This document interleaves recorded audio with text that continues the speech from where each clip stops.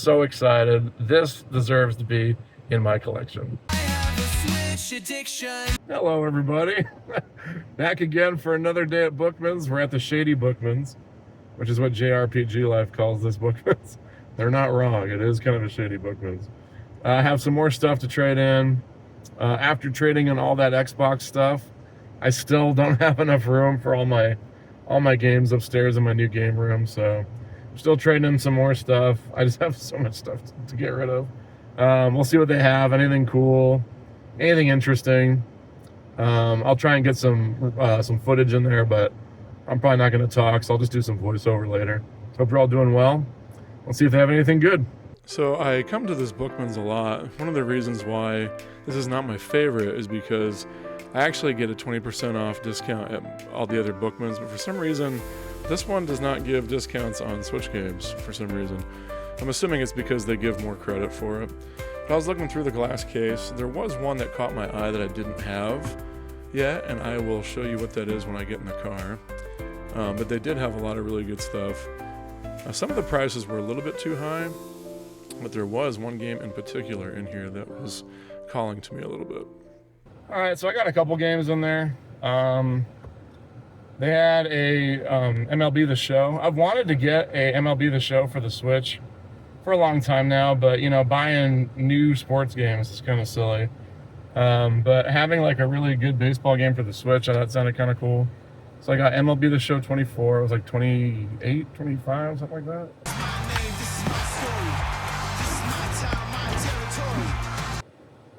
And then they had that Star Wars double pack. I have one of the games digitally, but I don't have the other one. So it was like 18, something like that. Not too bad. I have a ton of credit to Bookman, so it was all good.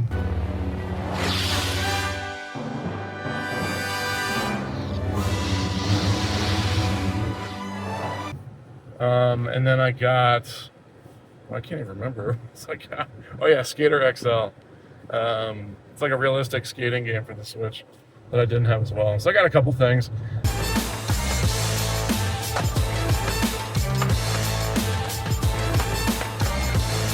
I did bring in a big bag of stuff to trade in there. But the more that I was thinking about it, I'm like, I should just bring it to Fallout because I still have a bunch of credit to Bookman's. And I only have like 200 from the last video, like 250, something like that from the last video to Fallout. So I'll take the stuff down to Fallout. They said they were going to give me $412 for the stuff there, credit, and like $250 cash. So we'll take it to Fallout and see what they say. They would definitely be more likely to have better stuff at Fallout. Better stuff at Fallout.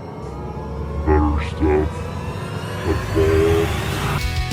Don't care if the games are jaggy, they don't look great, it's true, but I can play them in the backyard or on the go with you. Okay, so I went to the Fallout games furthest away from my house, and this one usually has the best Switch stuff, so I was very excited. First, I checked out some of this rare stuff. I never saw this Last Remnant Collector's Edition before. I guess it's Japan only. That's super cool.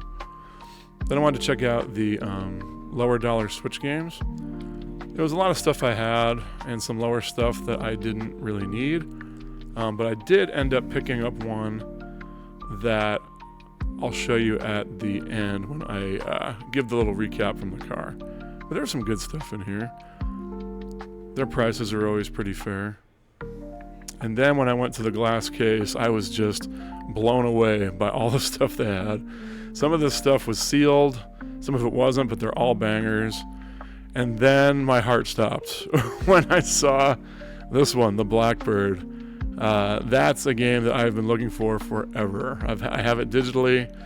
I love it, and it's one that has eluded me, and I've been looking for it forever.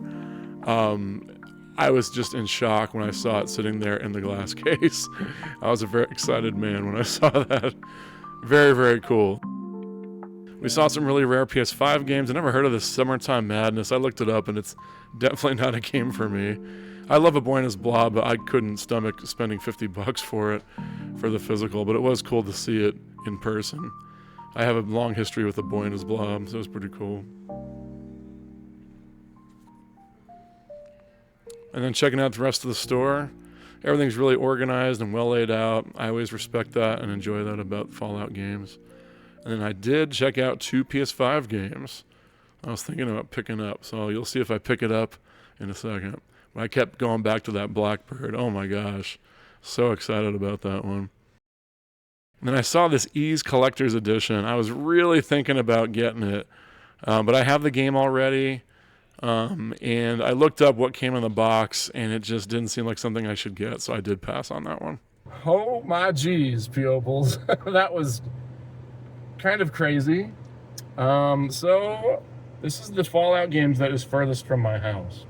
So I don't get to come to this one very often, which is unfortunate because they seem to always have the best stuff. And today further proved that. Lots of great stuff. I had a bunch of games. I brought them to Bookmans. They said they were going to give me $400 for them.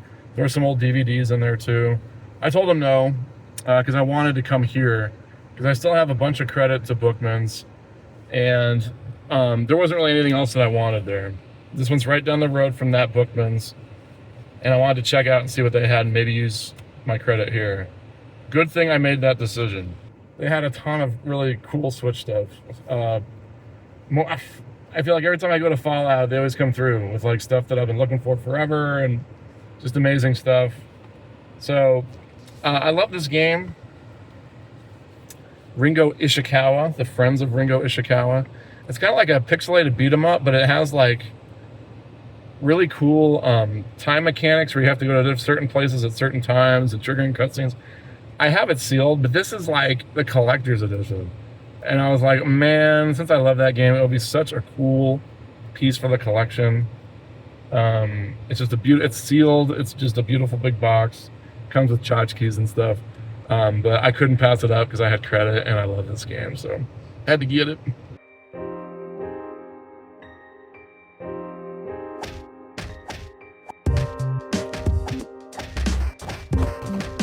This one I got just because of how weird it is. I got this game digitally for like $2 or $3. It's janky and not very good, but it's so strange and weird. And I saw they had a collector's edition for it, and I was like, what? This Kwaidan Azuma Manor story? It's such a weird Japanese clunky game. It was $50. I was like, I don't know, I just never see this. I just love finding Switch stuff that I've never seen before.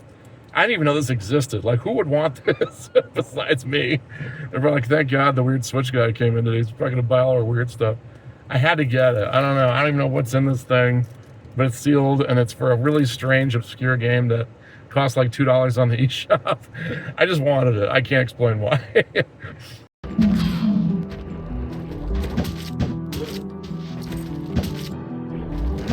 Then I found this game called Vagante.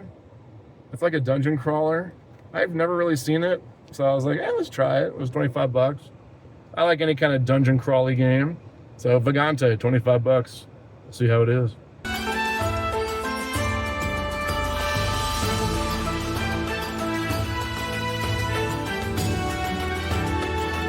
I love Onion Games. Onion Games did the game Blackbird, that shooter that I really liked. And they also did this game, Moon. Such a strange game. It's like, I can't even describe it. Like, it's been so long since I played it. But I have it digitally, but I've never seen the physical in person before. So I had to get it. It's called Moon. It's really weird. You like have to like love people, and like it's just really, really strange. I can't even describe it. But look it up. It's just very, very strange. One of the strangest Switch games.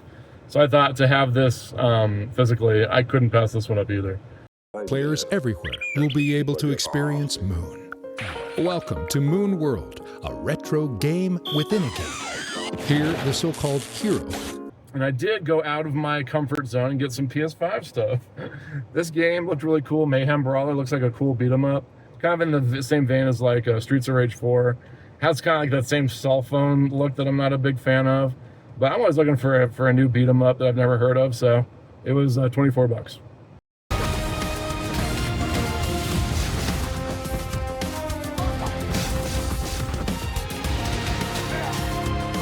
One of my favorite games for the Xbox that I sold a couple days ago from the other video was Ghost Runner. So I'm looking for the first Ghost Runner. I have the second one for PS5. Now I got the first one. Love Ghost Runner. I beat the first one on Switch. before the patches, it was very rough. Playing it on PS5 is going to feel so much better. I played it on Series X. It felt great. Looking forward to trying it on PS5. Love these games.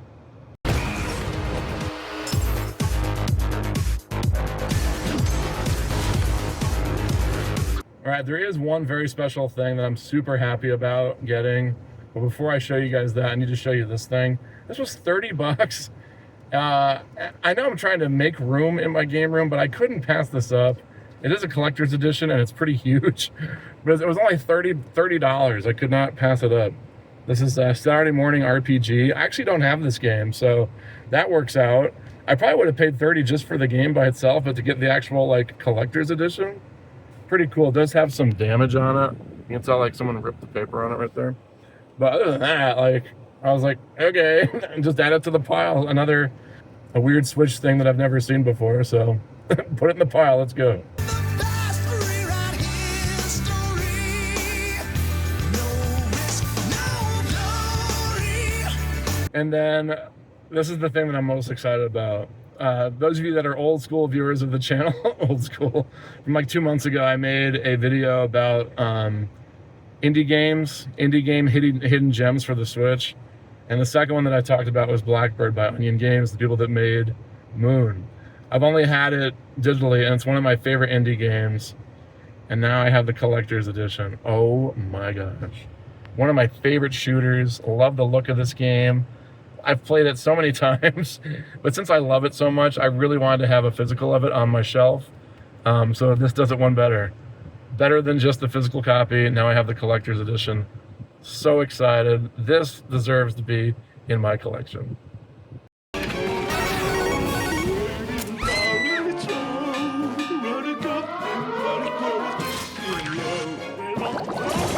So it was a very successful day at Fallout Games here in, I don't even know where I am, northwestern Phoenix, up by South. I don't know where I'm at. But anyway, they had a great amount of stuff. The staff in there are great guys. I've known them for a long time. Talking to them about games and stuff, just had a great time. So many great games. They gave me great credit for the stuff that I brought in today. And I was just really happy to add some really, really cool pieces to the collection that you don't see very often, especially games that I love and have a special place in my heart. Now we have collector's editions for them in the game room. Super excited. Fallout Games always comes through. Thank you so much to my 633 subscribers.